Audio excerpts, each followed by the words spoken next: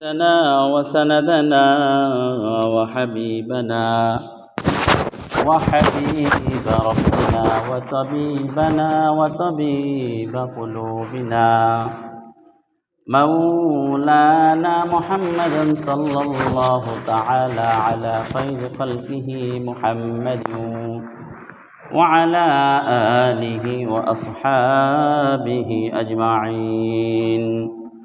أما بعد فأعوذ بالله من الشيطان الرجيم. بسم الله الرحمن الرحيم. فإن كنتم جنبا فاطهروا إلى آخر الآية. وقال النبي صلى الله عليه وسلم إنما الأعمال بالنيات، أو كما قال النبي عليه الصلاة والسلام. سبحانك لا علم لنا إلا ما علمتنا إنك أنت العليم الحكيم. সবাই দুরূদ পাঠ করি। আল্লাহুম্মা সাল্লি আলা মুহাম্মাদিন ওয়া আলা আলি মুহাম্মাদ কামা সাল্লাইতা আলা ইব্রাহিম ওয়া আলা আলি ইব্রাহিম ইন্নাকা হামিদুম মাজিদ। اللهم بارك على محمد وعلى آل محمد كما باركت على إبراهيم وعلى آل إبراهيم إنك حميد مجيد। আলহামদুলিল্লাহ, আল্লাহ তাআলার দরবারে লাখ কোটি শুকর আছে যে রব্বুল ইজ্জাত আমাদেরকে এই মজলিসে বসার তৌফিক দান করেছেন এবং আমাদের ধারাবাহিক আলোচনা নামাজ সংক্রান্ত, পাক নাপাক সংক্রান্ত ইত্যাদি সংক্রান্ত আমরা যে ধারণা নিচ্ছি, সেই ধারাবাহিকতায় আজকের আলোচ্য বিষয় হলো নামাজের ফরজ সংক্রান্ত। নামাজের ফরজ সংক্রান্ত আলোচনায় যাওয়ার আগে এখানে অনেক মানুষ উপস্থিত আছেন। সবাই তো আমরা মুসলমান, না কি বলেন? মুসলমান যেহেতু আমরা মুখে স্বীকার করেছি, সেহেতু মুসলমানের বেসিক কিছু ধারণা থাকতে হয়।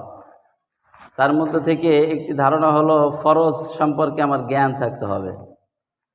বলেন তো দেখি, নামাজের ভিতরে এবং বাইরে মোট কয়টি ফরজ আছে? মাশাআল্লাহ, দুই একজন বলছেন 13টি ফরজ আছে। নামাজের বাহিরে এবং ভিতরে মোট ফরজ কয়টি ভাই? 13টি ফরজ আছে, মাশাআল্লাহ। তো নামাজের ভিতরে যে ফরজগুলো আছে, আজকে আমরা সে ভিতরের ফরজগুলো নিয়ে আলোচনা করব না। আজকে আমাদের আলোচ্য বিষয় হলো নামাজের বাহিরে 7টি ফরজ আছে। অর্থাৎ আপনি নামাজে আসার আগে 7 ধরনের প্রস্তুতি আপনার নিতে হবে, এবং সেটা যে আপনি কোনো কারণে মনে করবেন যে এই 7টার কোনো একটা আপনি করবেন না, তাহলে কিন্তু আপনার নামাজ হবে না। এটাকে বলা হয়, একটা হলো আরকানুস সালাহ আর একটা হলো আহকামুস সালাহ। অর্থাৎ যেটা নামাজের বাহিরে হয় সেটাকে বলা হয় আহকামুস সালাহ, অর্থাৎ নামাজের আহকাম। আর আরকানুস সালাহ হলো নামাজের ভিতরের যে ফরজগুলো। তার কারণ হলো, এই কথাটি আছে একটি কিতাব, শরহুল বেকায় একটা কিতাবের মধ্যে আছে যে শর্তুসাই খারেজুসাই, রকনুসাই দাখিলুসাই, একটা আরবি কথা আছে। অর্থাৎ যেটা আহকাম বা যেটা শর্ত, এটা থাকে যে ইবাদত তার বাহিরে, আর রোকন বলা হয় কাকে? যেটা ভিতরে থাকে, যাকে এটা একটা আলাদা ফিকি আলোচনা। তো নামাজের বাহিরে যে 7টি ফরজ আছে, প্রতিটা ফরজ কোরআন এবং হাদিস দ্বারা বর্ণিত। নামাজের প্রথম যে ফরজটি আছে, 1 নম্বর হলো বাহিরের যে ফরজ হলো সেটা হলো শরীর পাক হওয়া। শরীর পাক এই সংক্রান্ত সূরাতুল মাইদার 6 নম্বর আয়াতের মধ্যে আল্লাহ তাআলা বলেছেন, ফাইন কুনতুম জুনুবান ফাত্তাহহারু, যদি তুমি অপবিত্র থাকো তাহলে তুমি পবিত্রতা অর্জন করো। 2 নম্বর হলো কাপড় পাক হওয়া। এই সংক্রান্ত সূরাতুল মুদ্দাসসিরের 4 নম্বর আয়াতের মধ্যে আল্লাহ তাআলা বলছেন ওয়া রাব্বাকা ওয়া সিয়াবাকা ফাতাহির, অর্থাৎ তোমাদের কাপড় তোমরা পরিষ্কার করো। কাপড় পরিষ্কার করার কথা বলা হয়েছে। 3 নম্বর হলো নামাজের জায়গা পাক। নামাজের জায়গা পাক অর্থাৎ সূরাতুল বাকারার 125 নম্বর আয়াতের মধ্যে আল্লাহ তাআলা বলেন ওয়া আ'হিদনা ইলা ইব্রাহিম ওয়া ইসমাঈল আন তাহিরা বাইতাম লিত-তাইফিনা ওয়াল আকিফিনা ওয়ার রুকআইস সুজুদ। আল্লাহ তাআলা বলেন ইব্রাহিম এবং ইসমাঈলকে যে ওয়াহিদনা ইলা ইব্রাহিম ওয়া ইসমাঈল, আমি ইব্রাহিম এবং ইসমাঈলকে আমি বলেছি যে আনতাহিরা বাইতিয়া, আল্লাহ তাআলার ঘরকে পবিত্র করার জন্য। আর কাদের জন্য পবিত্র করবে? লিত-তাইফিন, যারা তওয়াফ করতে আসবে তাদের জন্য, ওয়াল আকিফিন, যারা ইতিকাফ করবে তাদের জন্য, ওয়ার রুকআইস সুজুদ, যারা রুকু করবে, যারা সিজদা করবে তাদের জন্য আমার ঘরকে তুমি পবিত্র করো। তাহলে আমাদের 3 নম্বর কথা হলো নামাজের জায়গা পাক, এ সংক্রান্ত আমরা দলিল পেলাম। 4 নম্বর হলো সতর ঢাকা। সতর ঢাকা এ সংক্রান্ত সূরাতুল আরাফের 31 নম্বর আয়াতের মধ্যে আল্লাহ তাআলা ঘোষণা করে বলেছেন ইয়া বানি আদম খুযু যিনাতাকুম ইনদা কুল্লি মাসজিদ। আল্লাহ তাআলা বলেন হে আদম সন্তানেরা, তোমরা যখন মসজিদে যাইবা তখন তোমরা সাজসজ্জা গ্রহণ করে তোমরা যাইবা।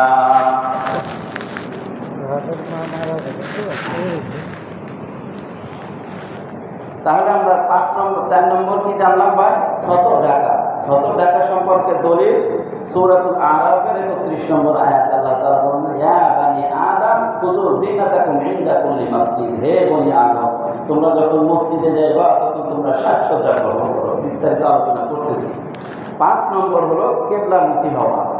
কিবলা সংক্রান্ত আল্লাহ তাআলা সূরাতুল বাকারার 144 নম্বর আয়াতের মধ্যে বলেছেন ফাওয়াল্লি ওয়াজহাকা শাতরাল মাসজিদিল হারাম, অর্থাৎ আমাদেরকে হুকুম করেছে যে তোমরা তোমাদের চেহারাকে মসজিদুল হারাম, হারামের দিকে তোমরা মুখ করে দাঁড়াও, অর্থাৎ কিবলামুখী হয়ে দাঁড়ানো। 6 নম্বর ওয়াক্তমত নামাজ আদায় করা। এই সূরাতুন নিসা 103 নম্বর আয়াতের মধ্যে আল্লাহ তাআলা বলেন ইন্নাস সালাতা কানাত আলাল মুমিনিনা কিতাবাম মাওকুতা, নিশ্চয়ই নামাজ এটা মুমিনের জন্য একটা নির্দিষ্ট সময়, নির্দিষ্ট ওয়াক্তের জন্য আদায় করার জন্য নির্দিষ্ট অর্থ নির্ধারণ করা হয়েছে। 7 নম্বর যেটা ছিল সেটা হলো নিয়ত করা, অর্থাৎ নামাজে যখন আমরা দাঁড়াবো তখন আমাদের নামাজের জন্য আমরা যখন আসবো তখন নামাজের নিয়ত করা এটা ফরজ। বুখারী শরীফের প্রথম হাদিস, সর্বপ্রথম কিতাব ওয়াহির মধ্যে আল্লাহ নবী সাল্লাল্লাহু আলাইহি ওয়াসাল্লাম বলেছেন ইন্নামাল আমালু বিন্নিয়াত, সমস্ত কাজ নিয়তের উপর নির্ভরশীল।